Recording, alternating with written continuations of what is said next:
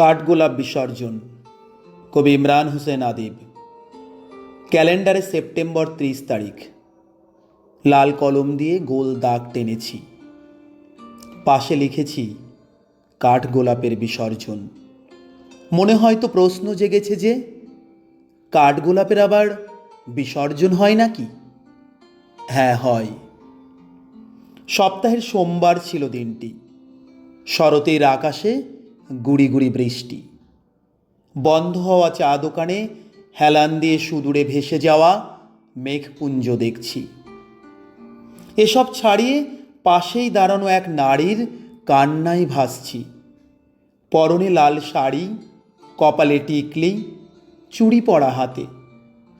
সদ্য বিয়ের আসর হতে পালিয়ে এসে কাঁদছে। ক্রমাগত চলছে এই ক্রন্দন। তার কান্না কিংবা বাসা থেকে পালিয়ে আসা, এসব আবার আমারই কারণ।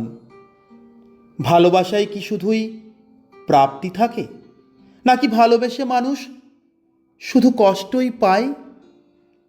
কিন্তু আজ সে কষ্ট পাচ্ছে আমাকে হারানোর কষ্ট। আমার চোখ শক্ত হয়ে আছে, ভেতরটা পুড়ে যাচ্ছে, অথচ চোখে এক ফোঁটা পানি নেই। অয়ন্তী, হ্যাঁ, মেয়েটির নাম। সে হয়তো আমার দিকে তাকিয়ে ভাবছে, কেমন প্রেমিকা আমি।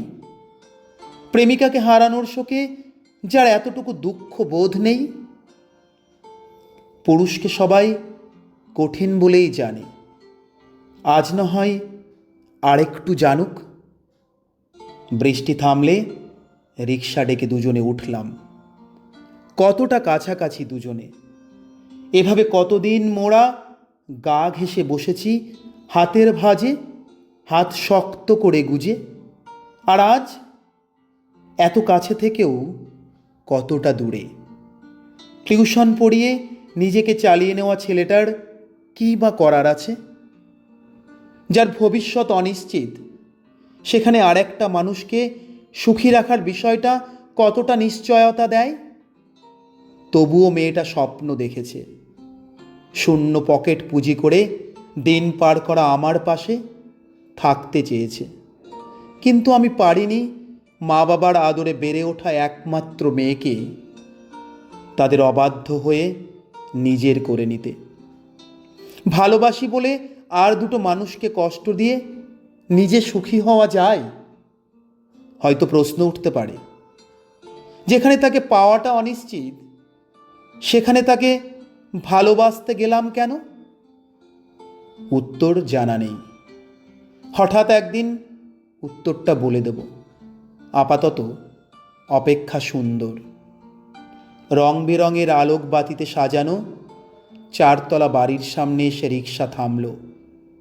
অয়ন্তী ফাঁকি দিয়ে এসেছিল আমার কাছে। তাই হয়তো পরিবার এখনো বুঝে ওঠেনি তাদের আত্মজা কোথায়। কোনো কথা হচ্ছে না, দুজনের শুধু চাপা দীর্ঘশ্বাস আর ভেজা চোখ। এক পা দুপা করে সে গেট পেরিয়ে আড়াল হয়ে যাচ্ছে। হঠাৎ পিছন ফিরে তাকিয়ে ছুটে এসে আমার পকেটে থাকা কাঠগোলাপটা হাতে নিয়ে কাঁদতে কাঁদতে ফের ছুটে গেল আমার দৃষ্টির আড়ালে। মাইকে আজানের শব্দে আমার ভ্রম কেটে গেল। না, অয়ন্তী ফিরে তাকায়নি, ফিরে আসেনি আমার কাছে তার সবচেয়ে পছন্দের কাঠগোলাপ নিতে। হয়তো সে ভাবেনি আজও তার জন্য একটা কাঠগোলাপ নিয়ম করে আমার বুক পকেটে থাকে। ডাক দিব অয়ন্তী বলে, চিৎকার দিয়ে ডাকতে ইচ্ছে করছে, তোমার কাঠগোলাপ তুমি নিয়ে যাও, আমায় মুক্তি দাও তোমার স্মৃতি হতে। তোমার স্মৃতি আমায় ভালো থাকতে দিচ্ছে না। এ শহরের বুকে কাঠগোলাপ যতদিন রবে, ততদিন তুমি আমার স্মৃতিতে বারবার এসে তোমায় হারানোর অনলে পুড়িয়ে যাবে। কাঠগোলাপ বিসর্জন। ধন্যবাদ।